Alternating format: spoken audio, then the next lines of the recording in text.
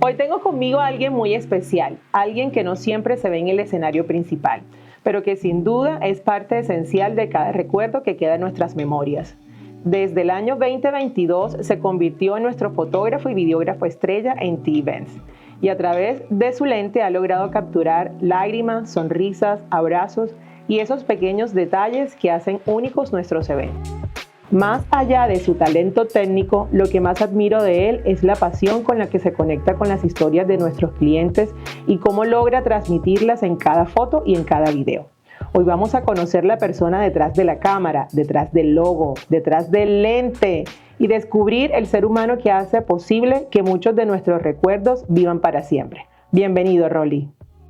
Hello people, ¿cómo estamos por aquí? Muchísimas gracias por conectarse una vez más a un episodio de Behind the Scenes, la magia de los eventos. Hoy estamos demasiado felices, como siempre tenemos un invitado súper especial, alguien que casi que siempre está del otro lado del lente y poco de frente. Bienvenido nuestro querido Rolando, ¿cómo estás? Dame esos 5 que significan la bienvenida oficial a este episodio y a este recinto. ¿Cómo estás, Rolly? Nada, imagínate tú, emocionado ahora después del intro ese que hiciste ahí. Las expectativas quedan demasiado. Óyeme, súper chistoso porque este señor siempre le pide a la gente, relax, no te preocupes, que todo fluya. Y mírenlo, mírenle esa cara de nervios que tiene en estos momentos. El pobre hombre está sudando, temblando de los nervios. Ah, con que le tienes nervio a la cámara también, ¿ah? Es que es fácil estar, es mejor estar del lado allá que del lado acá.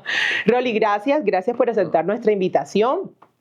Aquí esto va a ser una conversación relajada, ¿viste? Que aquí nos equivocamos también, deja el estrés, que no va a pasar nada, no te vamos a preguntar, bueno, sí te podemos preguntar muchas cosas, pero tú verás a ver qué respondes, ¿verdad?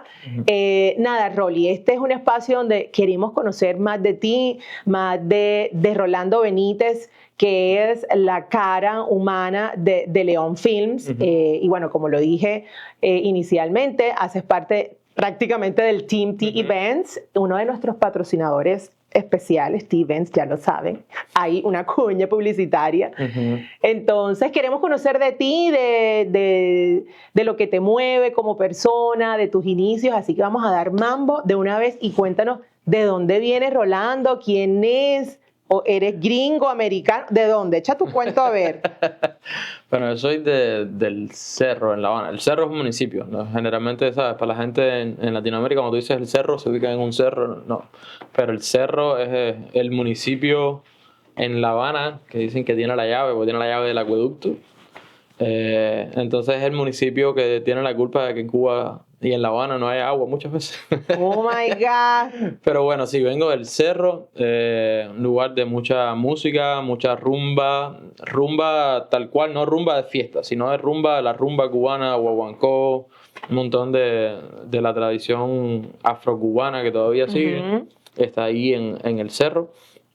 Y sí, soy de La Habana y vine para acá con 23 años, es decir, van a ser 8 años ya. Rolly, ¿y cómo fue tu niñez en el Cerro, como dices? ¿Cuáles eran los sueños de ese niñito de 10, 12, 15 años cuando me imagino que subía y bajaba ese cerrote del que hablas? Bueno, de hecho, una de las cosas curiosas es que no hay, ¿sabes? No hay como cerro. ¿En serio? Es plano. Es plano, o sea, es plano, se llama el cerro. No, creo que por la calzada del cerro es la única que tiene una elevación y de hecho fue la parte de La Habana donde las personas más acomodadas con mejor economía empezaron a construir las mansiones. Estamos hablando obviamente antes de la revolución y en la época colonial. Por ejemplo, mi casa es de 1917. De los años 1600, literal. Exacto. Entonces la gente acomodada empezaron a moverse a las afueras del centro de la ciudad y empezaron a construir ahí esas mansiones y casas grandísimas. Mi casa era súper grande y entonces nada, en esta parte de ahí yo me crié en un barrio, ya te digo, súper humilde, pero a la misma vez está la influencia de la iglesia. Yo desde chiquitico, a los 8 años empecé a ir a una iglesia cristiana y entonces eso también marcó mucho parte de mi niñez. Yo cuando chamaquito quería ser piloto, era lo que quería ser. Pero después en la iglesia, con 13 años, casi todos los amiguitos míos de la iglesia empezaron a tocar algún instrumento porque había una escuela de música en la iglesia.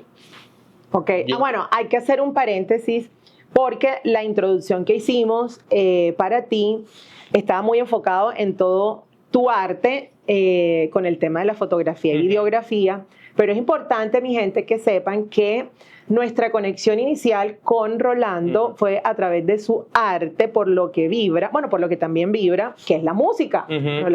Rolando es músico profesional, entonces de allí viene esto que estamos hablando ahorita, que tus inicios básicamente son de la música, ¿no? Exacto. Y que también esto que hablas, que este lugar, cuando hablas que era un tema muy cultural, era todo alrededor de la música. Exacto, exacto. Entonces, es un lugar muy musical, ¿sabes? Hay veces que no por... ¿sabes? Había mucha, como te digo, había mucha cultura detrás de todo lo que estaba pasando en el barrio mío. Y es el clásico barrio donde la gente pasaban los chiquillos y buscaban cazuelas y salían a tocar con unas cazuelas. Así como sale en la televisión. No tan así, pero más o menos. Y entonces ahí yo me acuerdo que yo quería estudiar batería. Lo mejor que me hice a mí fue no haber estudiado batería, o sea, drums, porque no tengo, a pesar de ser, ¿sabes? Me considero un buen músico, pero no soy el mejor, es decir, ritmáticamente no se me daba natural.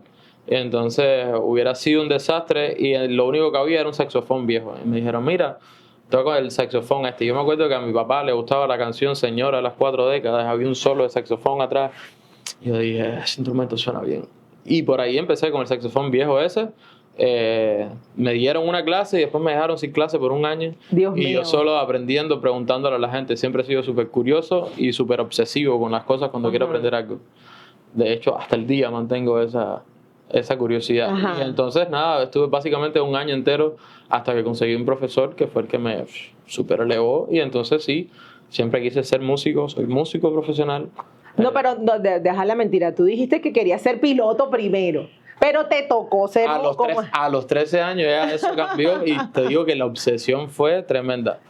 ¿Y cómo superaste esa obsesión? Porque entiendo que eres un chico, bueno, de que todo lo que te propones lo cumples, los sueños y toda la cosa, y por eso yo creo que estás aquí estamos aquí hoy sentados hablando de tu historia. ¿Cómo para un niño que bien plantado en lo que quiere, moverse de ser piloto, que no es tan fácil, ¿verdad?, a ser músico?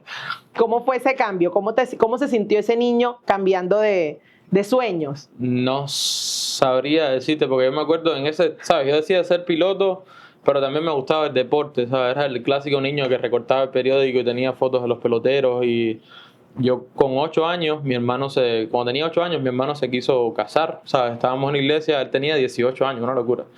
Entonces, bueno.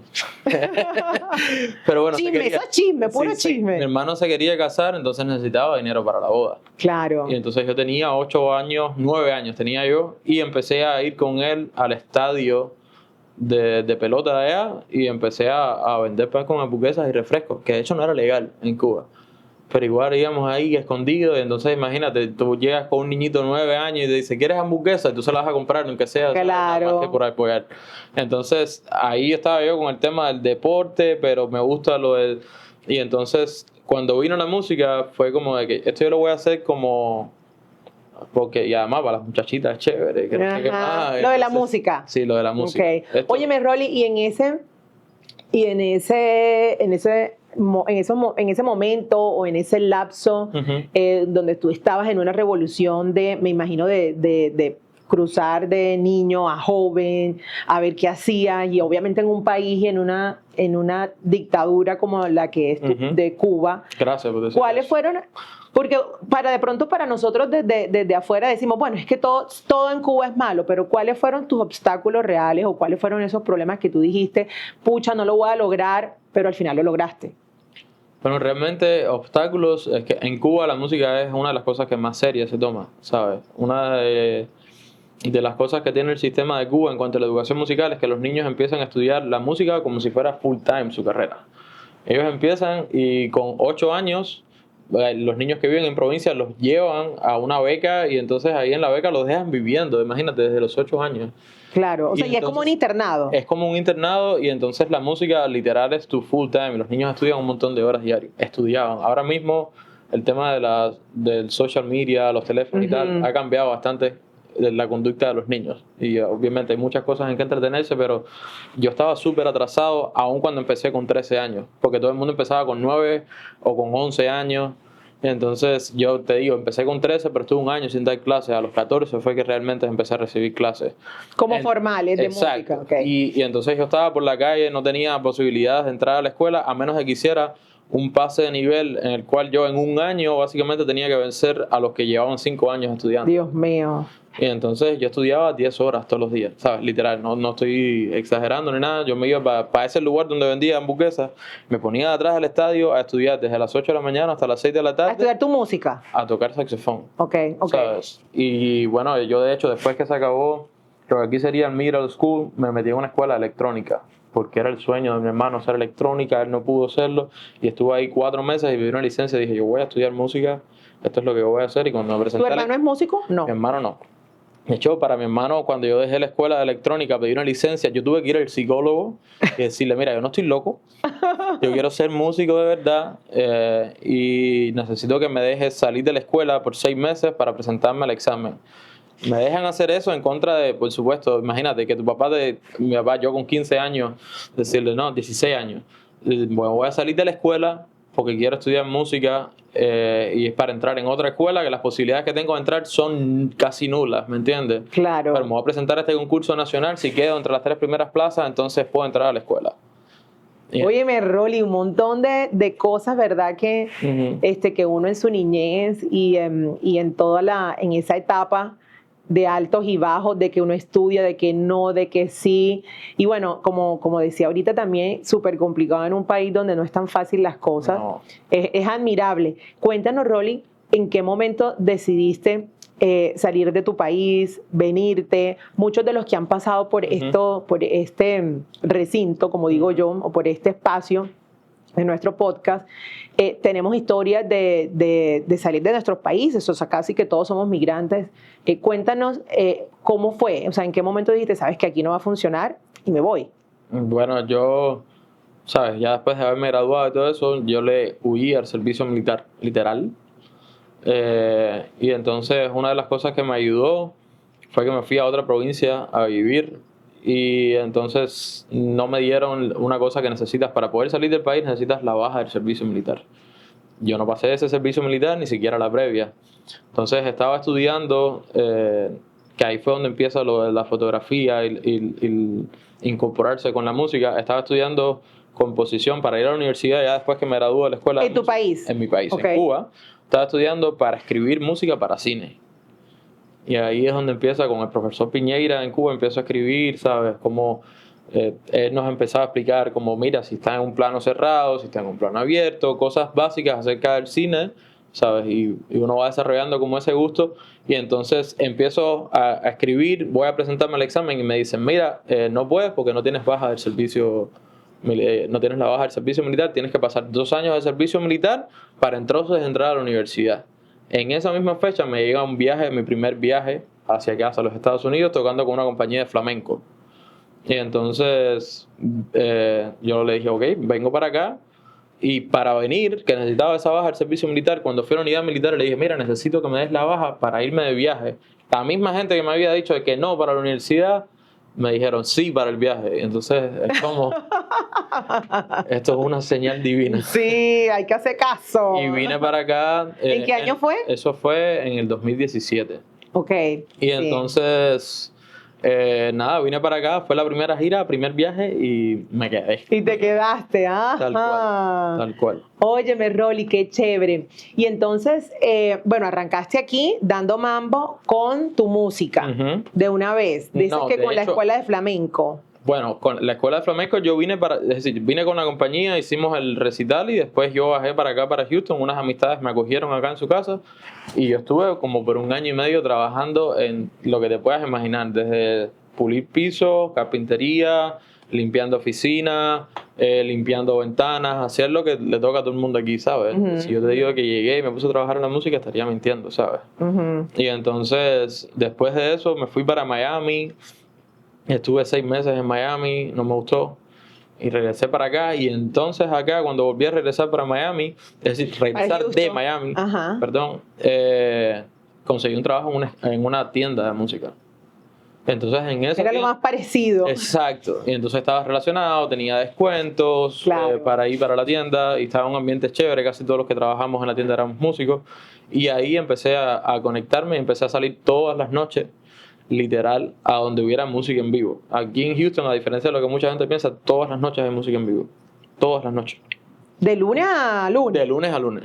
Dios mío. Entonces yo iba todos los ¿sabes? Todas las noches me busqué un cuarto de una casa cerca del centro para no tener que gastar mucho en gasolina, no tener que viajar mucho en el carro. Claro. Y entonces iba a los lugares y no tenía casi dinero, ¿sabes? Literal, yo me compraba, hay muchos lugares donde tienes que consumir algo, y yo me compraba un agua gaseada que costaba $4 o $5, literal, para poder estar ahí con los músicos, ir conociendo a los músicos y tocar con los músicos, ¿sabes? Si no había que consumir en el lugar, no consumía nada. Claro. Porque estaba más atrás que los cuerdales, ¿sabes? Y súper curioso, yo me acuerdo que como había dicho la primera vez que nos vimos, y eso también fue, esa historia de nuestra conexión fue súper curiosa. Estaba con unas amigas en una discoteca, en un bar, y que literalmente entramos como por casualidad, porque ni siquiera teníamos planes de pasar, pero era un bar latino, no sé si, ni me acuerdo cómo se llama y no sé si todavía existe. Gabbana, ¿no? Gabbana, exacto. Todavía existe. Yo creo que sí. Todavía existe. Y bueno, nosotros como que fue de entrada por salida y vimos este hombre tocando su saxo con su cabellera larga, Dios mío, imponente.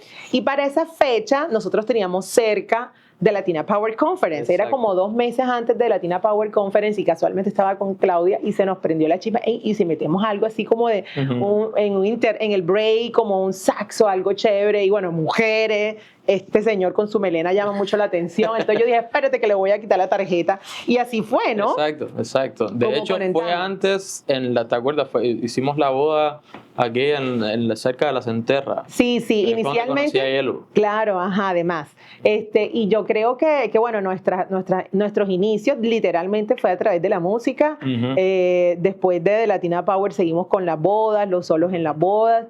¿Hasta cuándo? Bueno, ya te presentaste ante el logo de T-Event con tu marca de fotografía. ¿En qué momento Rolly pasó de ser el saxo, tu protagonista, a convertirse ahorita en la cámara? Que yo sé que, by the way, tú sigues siendo músico y sigues trabajando también en eso. Pero cuenta en qué momento la cámara pasó a ser tu novia. Primero empecé porque yo tenía, ¿sabes?, súper activo en una banda que se llamaba Mestizaje, donde escribía mi música y tocábamos mi música y estuvimos súper activos por 2 años. Teníamos un buen fan base aquí, pero pasó de que me enfermé de los cordales. Me salió súper mal una cirugía y tuve que estar sin tocar casi 6 meses. Oh my God. Y entonces nada más que con el income que yo estaba recibiendo yo soy profesor de música, todavía lo sigo siendo, por tú sabes eso.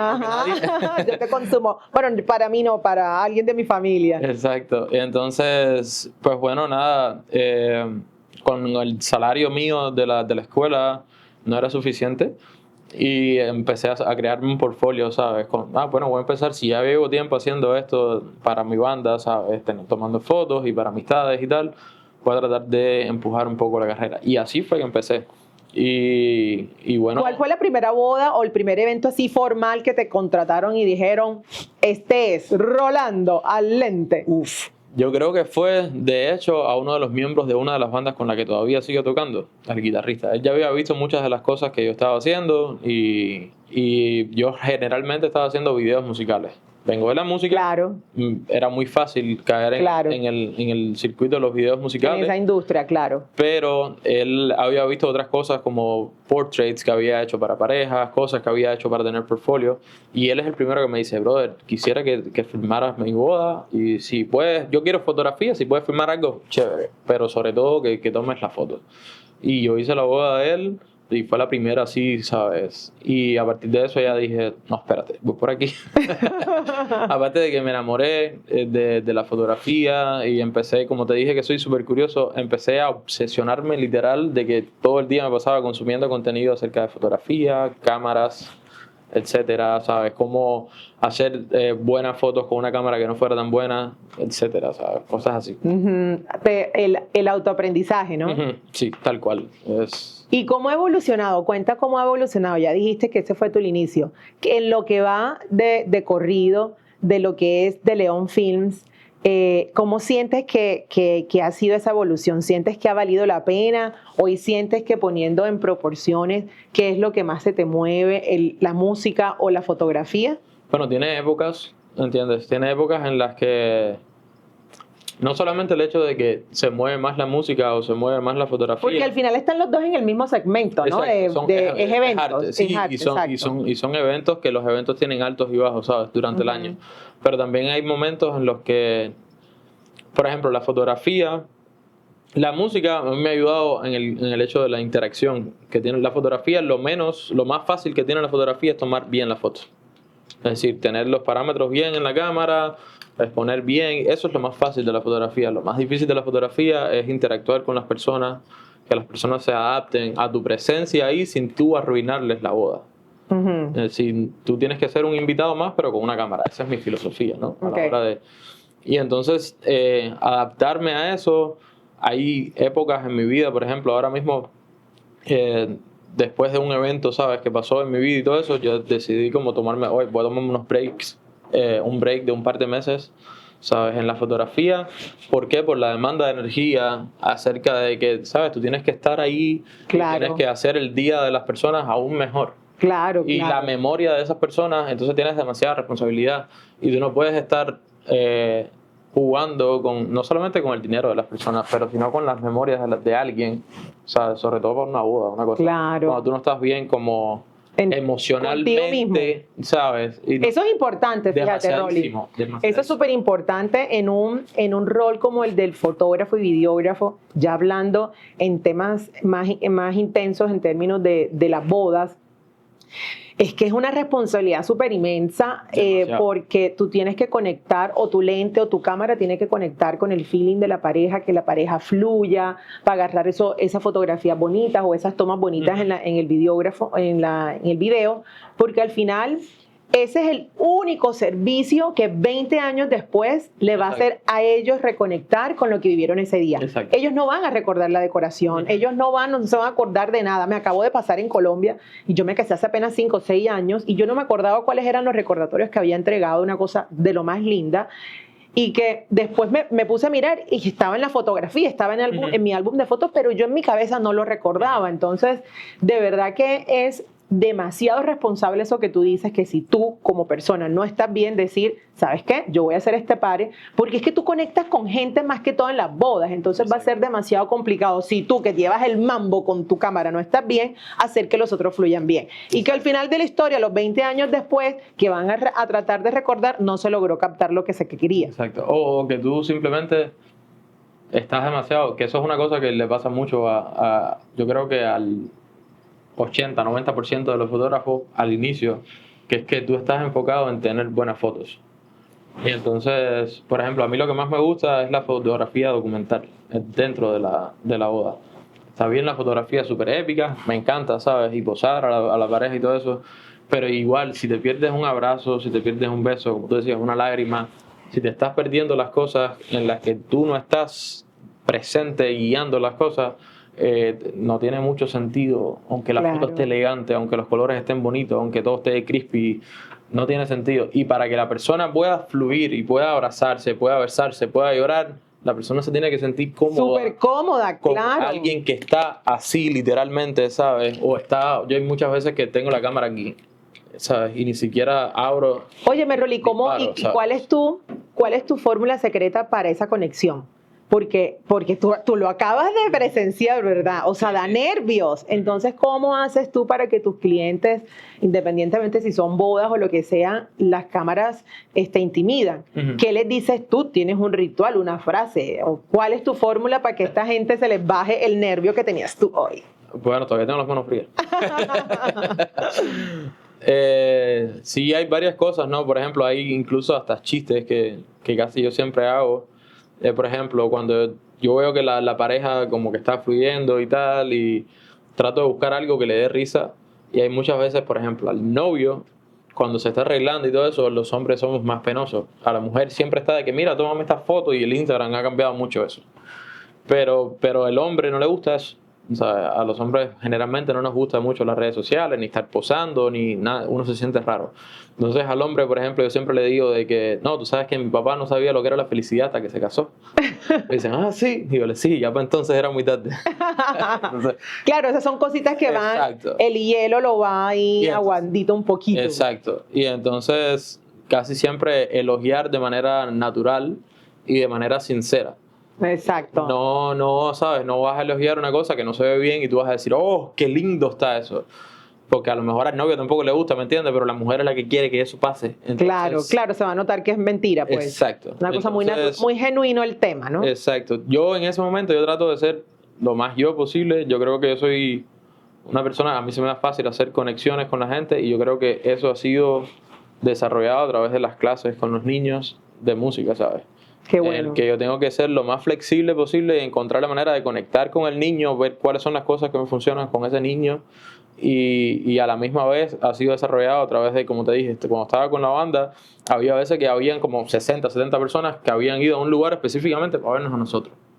Y de qué manera tú tienes que lograr conectar con toda esa gente para que entiendan, nosotros hacemos música instrumental. Entonces también llevar a la persona a lo subjetivo de la música instrumental, donde no hay letra implícita, ¿sabes? Que yo estaba queriendo decir con esta canción, cuál es el sentimiento que estoy tratando de buscar a través de eso, y también explicarle a la gente qué es lo que estoy tratando de buscar con las cámaras. Claro. Yo sé que hay fotógrafos que simplemente le dicen, no, mira, párate ahí uno al lado del otro y ya. Por ejemplo, en el caso mío yo siempre busco simetría, iluminación y momento. Son los 3 core concepts, ¿no?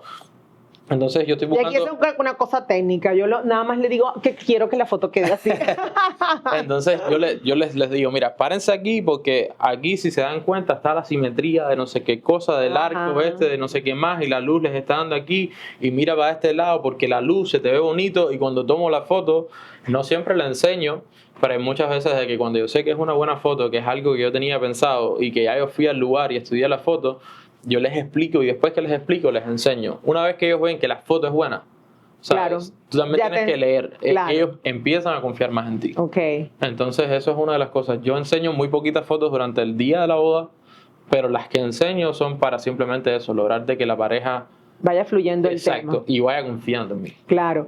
¿Alguna anécdota que recuerdes así chistosa o no tan chistosa que te haya sucedido, ya hubiese sido en boda? Lo que pasa es que yo sé que las bodas siempre pasa de todo y casi que siempre es en ese tipo de eventos donde suele pasar muchas cosas, pero cuenta cuál ha sido esa anécdota que más te ha marcado. Una de las primeras bodas que hice como segundo fotógrafo.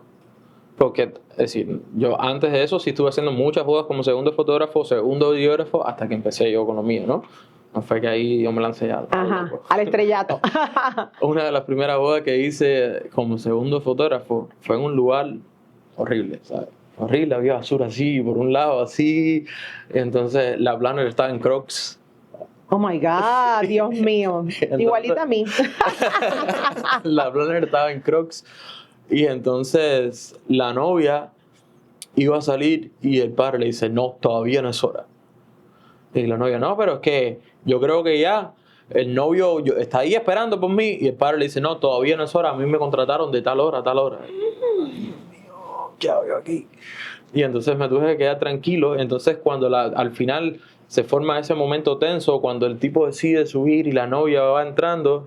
Cosa más rara, ¿no? Sí, a ver, no había agua en la boda. Yo tuve que ir al lado, ¿sabes? Manejar hasta un lugar y comprar agua para mí. Y entonces la dejé en la mesa mía donde estaban las cosas del equipo, ¿verdad? Entonces compro las 2 botellitas de agua. Entonces cuando la novia llega, le empieza a dar fatiga. Y entonces medio que se quiere desmayar. La planner estaba atrás hablando con el DJ, ni pendiente de todo eso. Y yo tuve que ir a buscar a la planner. Mira, que la novia que se está desmayando. Y entonces la planner va a ver, mija, ¿qué te pasa? No, espérate, ¿hay agua ahí? No, no hay agua. Señores, la importancia de tener un buen planner. Ya vieron, no lo digo yo, lo dice un señor aquí que conoce de esos temas. Exacto, y la gente de verdad no se da cuenta de eso. La planner entonces fue a buscar, ¿de quién tú crees que agarró el agua? La que compré yo. ¡Qué choncazo! Se llevaron el agua mía, se la dieron a la novia.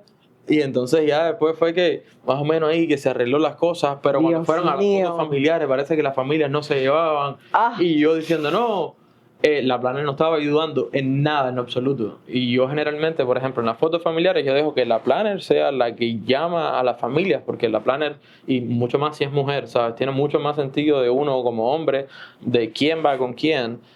Hay cosas que a mí se me pasan por lo que te dije. Estoy pensando en simetría, estoy pensando en luz. Eso es un trabajo del planner y de la novia antes de eso. Eso hace parte de la planeación. Yo no puedo andar pendiente de que si los primos, con los tíos, con tú no conoces a la gente. Tal, nada de eso, sí. ¿me entiendes? Óyeme, Rolly, ¿y tienes algunos tips que le puedas dar, regalar a los novios, a las quinceañeras o en los eventos sociales más que todo, para el momento de las fotos? O sea, un tip que tú digas, miren, ustedes vibren bonito, la energía, chalala. ¿Qué es lo que tú crees para que tu servicio se vea demasiado bien puesto? Al final, obviamente, sería ese mensaje o ese tip o esa recomendación que tú le podrías dar para que lleguen listos y tengan el producto que quieren. Bueno, en el caso de... El mayor tip que pudiera dar es que traten de al menos conocer un poquito al fotógrafo. Antes de, ¿sabes? Por eso es que yo siempre te digo a ti con tus parejas, deja mirar el ensayo, al menos.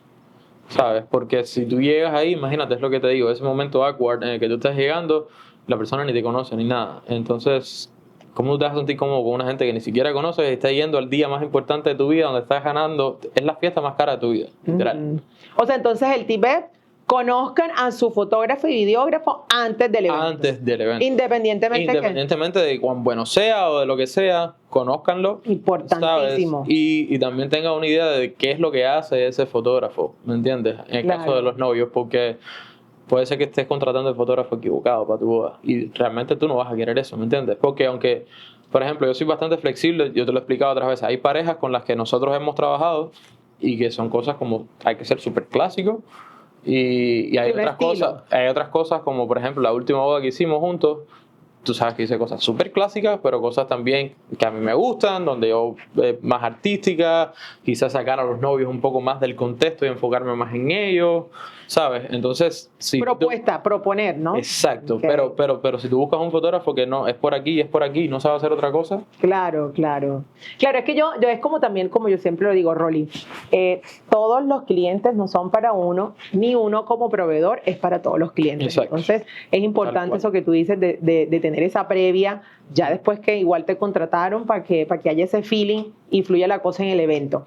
Nosotros hacemos un cierre de preguntas, así como medio capciosas, medio chistosas, y es de cualquier otro tipo de tema, de pronto diferente a lo que hoy estamos hablando. Okay. Entonces, Rolly, si fueras presidente de la República de tu país o de dime, ¿en qué te enfocarías? Ay. No, es que... Sí, y escoge si es aquí o es allá. Te la puse.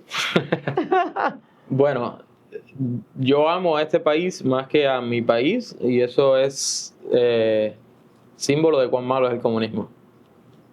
Tú puedes saber cuán malo es el comunismo de que yo amo a este país hoy más que Cuba. Aun cuando mis raíces son cubanas, yo me siento súper cubano. No, ¿sabes? Mentira. No, yo nací en Memorial.